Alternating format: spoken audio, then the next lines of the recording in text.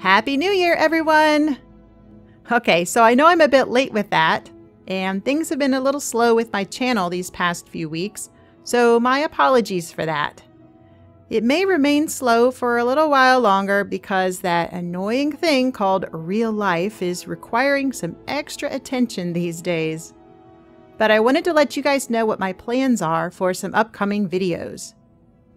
First, there are a couple of modding adventure videos I've been meaning to make for a while.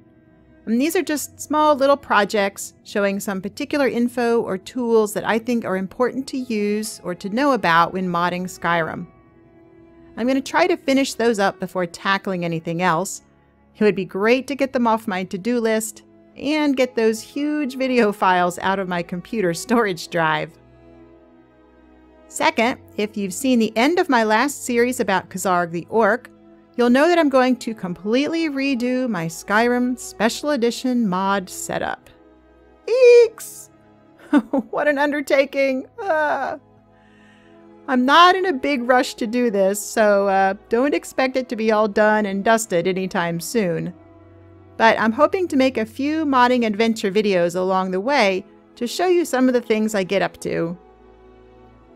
Third, I'm going to bite the bullet and finally install and learn how to use Body Slide and Outfit Studio. I need to finish some mashup outfits I'd been working on back in LE, and I think this will be the best way to do it. I'm planning to follow my progress.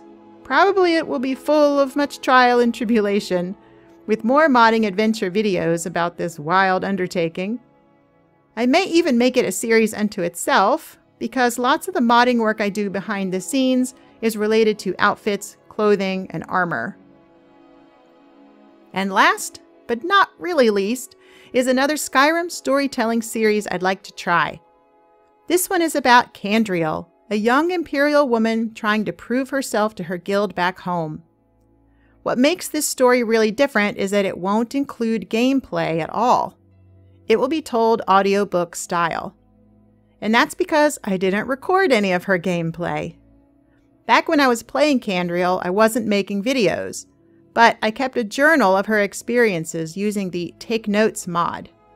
I was quite diligent about it too, so the journal is complete enough to be a story in its own right.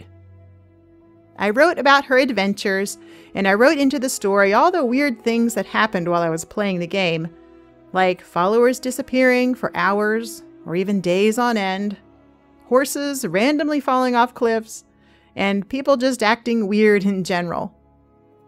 I took a few liberties by giving the NPCs thoughts and feelings, and sometimes additional dialogue that they don't actually use in-game, but I tried to stay very true to what actually happened while I was playing. And mostly, I just wrote about things that happened while I was playing. It's an adventure story, and a romance story, and the journey of a young woman learning to survive and accept a destiny that she never expected. Some of it is cheesy, some of it's downright silly, but I enjoyed writing it, and I hope that you'll enjoy hearing it. In fact, I am going to end this video by giving you a sneak peek at her story. So here, for your listening enjoyment, is the first entry in Kandriel's journal.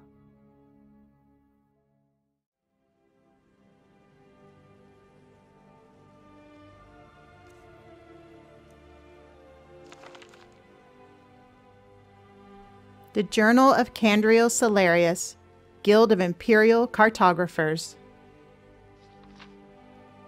17th of Last Seed, 4E201, Day 1. I hardly know where to begin today's entry. It was nearly the last day of my life. While crossing the border into Skyrim, I happened to find myself in the wrong place, at very much the wrong time. The Imperial army had laid an ambush for Ulfric's Stormcloak, and we drove our wagon right into it. My guardsmen were slain, the wagon and its contents burned, and I was taken into custody. All my belongings were confiscated, and I was left in rags, hands bound, stuck in a wagon with the other prisoners, and going I knew not where. The wagon stopped in Helgen, which was ironically my first scheduled stop after charting the roads just beyond the border between Cyrodiil and Skyrim. My original plan had been to rest there and resupply before continuing north. Instead, I found myself being lined up for the headsman's block. The Imperial soldiers wouldn't even give me a chance to tell them who I was or why I was there. Hadvar, the record keeper, seemed the understanding sort, but his commanding officer was an unfeeling bulldog of a woman who didn't care whose heads were being chopped off as long as she could satisfy her thirst for blood. I turned away as they beheaded the first Stormcloak. May he rest in Sovngarde. Then she called my name, and fear gripped my heart like a vice. As I was taken to the block, eyes closed and praying frantically for the last minutes of my life, the most unbelievable thing happened. A dragon landed on the tower above us. A dragon! It was a magnificent creature, a living legend straight out of the myths, something not seen for centuries. How is this even possible? I can hardly believe it as I write these words. I would suspect I had gone mad in my fear and desperation, except that others who survived its onslaught tell the same story. It was huge, as large as a manor house and black as night. The eyes were red, the body covered with scaly lizard-like skin, and its wings were leathery. It had spikes, very sharp-looking spikes, all along its back and on its head. I could hear it speaking, but in a language I could not comprehend. The guttural words sank deep into my mind and touched for the briefest moment a hidden corner of my soul. It was almost as if I could begin to understand them, but then their meaning slipped away like water through my fingers. For that moment, I stood still to watch and listen as it spoke.